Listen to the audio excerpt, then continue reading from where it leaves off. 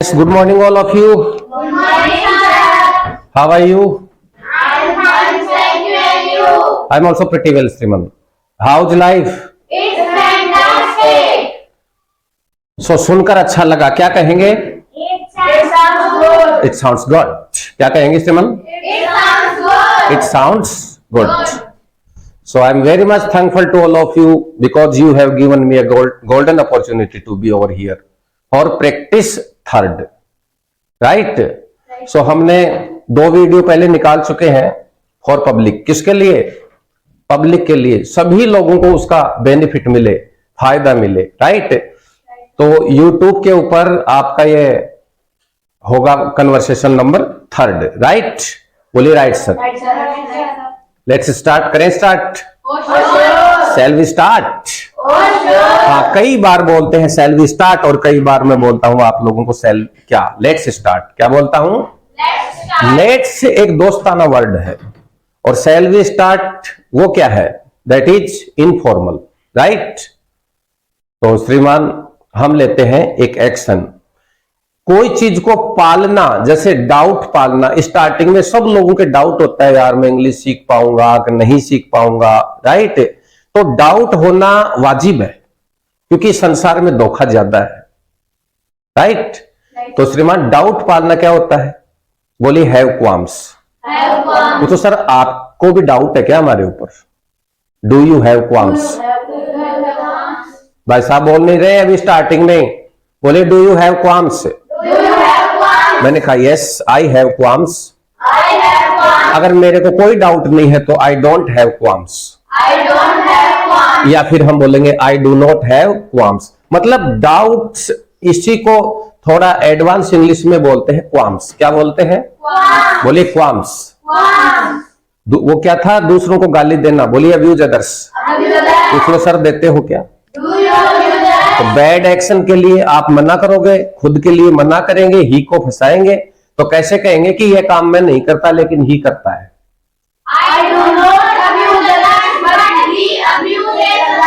I do not abuse others but he abuses others. Abuse others को थोड़ा सा advance English में लोग बोल देते हैं यूज इनवेक्टिव. बोलिए श्रीमान यूज इनवेक्टिव. तो क्या वो इस काम को करता है? डज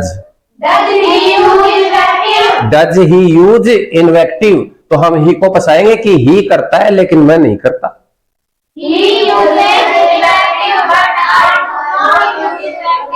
ही अब्यूजीज. क्या? अब्यूज कोई हम बोलते हैं ही यूजीज. बोलिए ही यूजीज या फिर he uses invectives. But I do not use invective. Very good. तो अभी तो स्टार्ट ही हुआ है. कहते हैं अभी दिल्ली दूर है, अभी तो बहुत कुछ काम बाकी है श्रीमान. तो इंग्लिश में कहेंगे मैनी ए स्लिप. बोलिए many a slip between cup and lip. There is many a slip between cup and lip. Between cup and lip. इसको कहते हैं कि अभी दिल्ली दूर है, अभी तो पार्टी शुरू हुई है. आपका गाना भी तो है, तो बोलते हैं सिंग ए मेलोडियस सॉन्ग. क्या है? किसी भी चीज को दिमाग में अच्छी तरह से बैठा लेना इंग्लिश में होता है कमिट टू मेमोरी. मेरे साथ बोलिए श्रीमान. क्या कहेंगे? Commit to memory. तो क्या आप कोई चीज को दिमाग में अच्छी तरह से बैठा लेते हो? डू से पूछो. Do you commit to memory? मैंने कहा यस. क्या ही भी बैठा लेता है? Does he commit to memory? मैंने कहा यस वो भी बैठा लेता है. तो ही कमिट्स टू मेमोरी. और मना करेंगे तो he does not commit to memory. क्या आपने ये काम किया? Did you commit to memory? Yes मैंने ये काम किया. तो आई कमिटेड टू मेमोरी. नहीं किया तो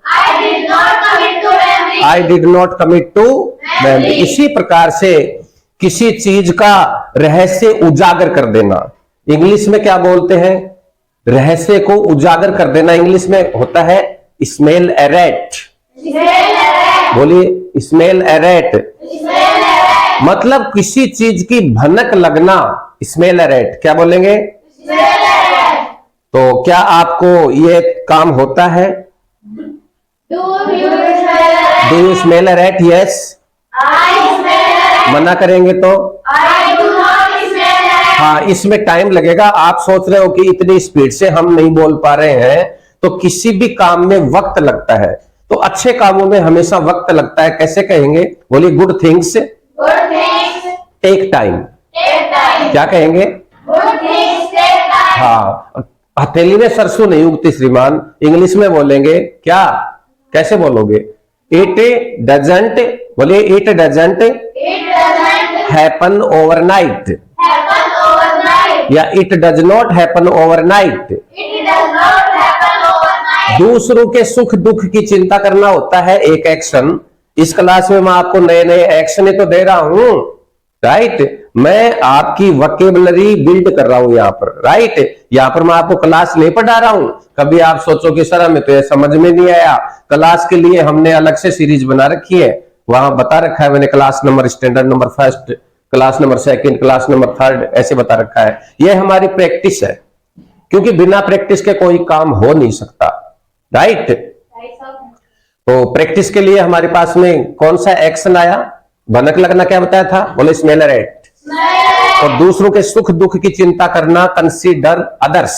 Consider others. हाँ, एक अच्छा व्यक्ति दूसरों के सुख दुख की चिंता करता है। तो वो मुझसे पूछो कि सर आप भी करते हो क्या? Do you consider others? Do you consider others? मैंने कहा यस। I consider others. और नहीं करता हूं तो? I do not consider others. क्या ही भी करता है? Does he consider others? मैंने कहा यस। He considers others. हाँ, वो दूसरों के सुख दुख की चिंता करता है। ही कंसिडर्स अदर्स, बोलिए। He considers others. और वो नहीं करता है तो he does not consider others. He does not consider others. वैसे प्ले से बना था प्लेयर, क्या बना था? प्लेयर। Player. वैसे राइटर से जैसे बनता है राइटर, उसी प्रकार से कंसिडर से एक नो एक्शन बनता है श्रीमान, कंसिडरेट। Considerate. दूसरों के सुख दुख की चिंता करने वाले व्यक्ति को बोलते हैं कंसिडरेट। Considerate. अब इनकी बातचीत कैसे होती है वो तो श्रीमान मैं आपको बताऊंगा बाद में, राइट, क्योंकि अभी वो क्लास ही अभी नहीं करवाई है। ओके, तो कहते हैं कि मेरी बातों को अन्यथा मत लेना। इंग्लिश में कैसे कहेंगे? Don't take me otherwise. Don't take me otherwise. हाँ, मैं एक्शंस के साथ साथ आप लोगों को कुछ रेडीमेड डायलॉग साथ साथ बताता जाता हूं जो पूरा वर्ल्ड बोल रहा है, राइट। तो अभी क्या बताया आपको? डोंट टेक मी अदरवाइज, बोलिए मेरे साथ। Don't take me otherwise. ज्ञान चाहे श्रीमान कितना ही हो, अगर आपका ज्ञान आपसे बाहर नहीं निकल पा रहा है, आप उस चीज को बता नहीं पा रहे हैं, तो उस ज्ञान से जिंदगी में कोई बदलाव नहीं आने वाला है। क्यों? इसका एक जीता जागता उदाहरण देखिए। कितनी एग्जाम्स होती है कंपटीशन की, जैसे सैनिक स्कूल में कितने बच्चे बैठे हैं एग्जाम देने के लिए, नवोदय में कितने बैठते हैं, आईएएस में कितने बैठते हैं, और उसमें निकलते हैं गिनती के 5-7, एक एक लाख के ऊपर एक एक पोस्ट होती है श्रीमान।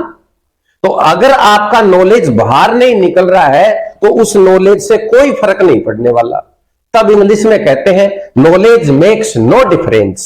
Knowledge makes no difference. बोलिए, knowledge makes no difference. Knowledge makes no difference. और जिनका भी सिलेक्शन नहीं हो रहा है, इसका मतलब कहीं न कहीं कम है, ज्ञान की कमी है, तो लेक ऑफ नॉलेज।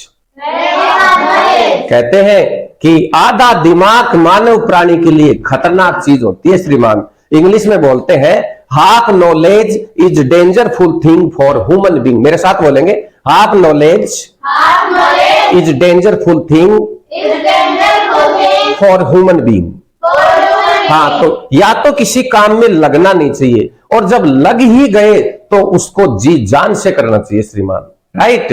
तो एक एक्शन है, जैसे मैं आपको आज क्या दे रहा हूं, वर्ड्स दे रहा हूं, वोकेबलरी दे रहा हूं, तो क्या था वो? बोले take the word. Take the word. Take the word का मतलब तो होता है किसी को वचन देना, और किसी को वोकेबलरी देना का होता है टेक द वर्ड्स। बोलिए take the words. Take the word. ये एक्शन मैंने आपको पहले भी बताया था, अब मैं कुछ नई चीजें ले रहा हूं। जैसे कई बार हम कर्जा कर लेते हैं, हमारे बच्चे का सिलेक्शन हो गया और मेरे पास पैसा नहीं है, तो कोई दिक्कत नहीं है, इस कंडीशन में मैं कर्जा करके भी उस बच्चे को पढ़ाऊंगा। क्यों? क्योंकि मैंने एक बात सुन रखी है जो मेरे दिमाग में घर किए बैठी है, वो बात बचपन से, कि माइंड पर किया गया खर्चा धन दुनिया का सबसे बड़ा ब्याज देता है। तो इंग्लिश में बोलते हैं, बोलिए मेरे साथ, an investment, An investment. Yes भाई साहब बोल नहीं रहे इतनी गजब की चीज, an investment in knowledge An investment in knowledge. always pays the best interest Always pays the best interest of the world.